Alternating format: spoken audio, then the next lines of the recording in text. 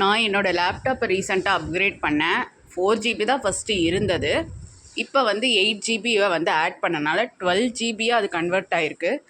அது வந்து போடுறது ரொம்ப டஃப்பு தான். பட் வந்து டெக்னிக்கலாக நீங்கள் ஹார்ட்வேர் சாஃப்ட்வேர் தெரிஞ்சால் மட்டுமே போடுங்க. பேரண்ட்ஸோட கைடன்ஸ் இருந்து இல்லை டெக்னீஷியனோட கைடன்ஸ் இருந்து போட்டால் தான் உங்களுக்கு நல்லது. அதுதான் நான் ஷேர் பண்ணணுன்னு சொல்லி இதில் போட்டிருக்கேன். அண்டு இது வந்து ஒரு டெல் இன்ஸ்பிரான் 2-in-1 லேப்டாப்போட அவுட்புட். இது 4 GB, இது 8 GB அது.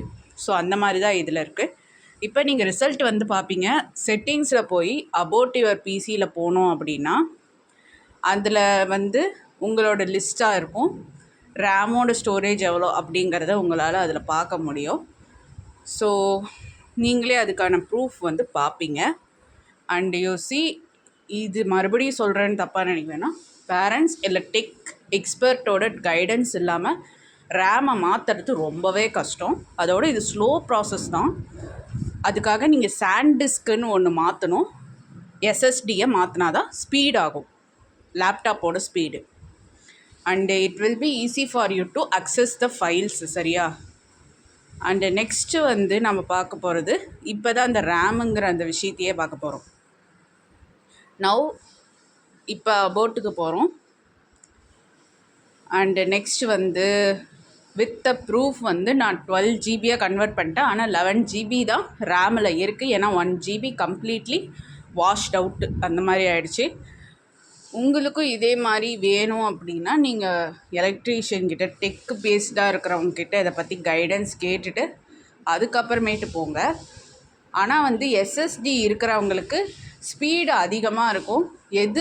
எந்த மாதிரியான ஹார்ட்வேர் வந்து இன்ஸ்டால் பண்ணும்போது கூட அந்த ஸ்பீடு வந்து எஸ்எஸ்டியில் நிறைய கிடைக்குதுன்னு நிறைய பேர் சொல்கிறாங்க. கடையில் வாங்கினப்பவே, அந்த ரேம் வாங்குறப்பவே சொன்னது என்ன அப்படின்னா, ஸ்பீடு வேணுமா எஸ்எஸ்டி வாங்குங்க, அதுதான் ஸ்பீடு கொடுக்கும். ஹார்ட் டிஸ்க் வந்து ஸ்பீடு தராது.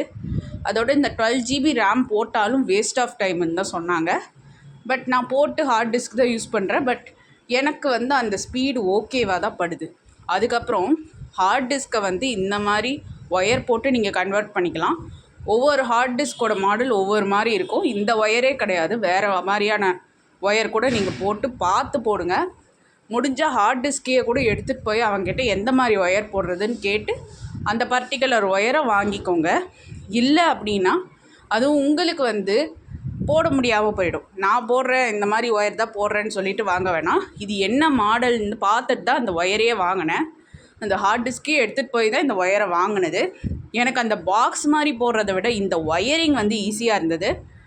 என்ன சில நேரம் அந்த கரப்ட் ஆகும், பட் சேஃபான இடத்துல வச்சு தான் இந்த ஒயரிங்கே யூஸ் பண்ணுறது. இது ஷேர் பண்ணணுன்னு நினச்சி ஷேர் பண்ணேன். தேங்க்யூ ஃபார் வாட்சிங்.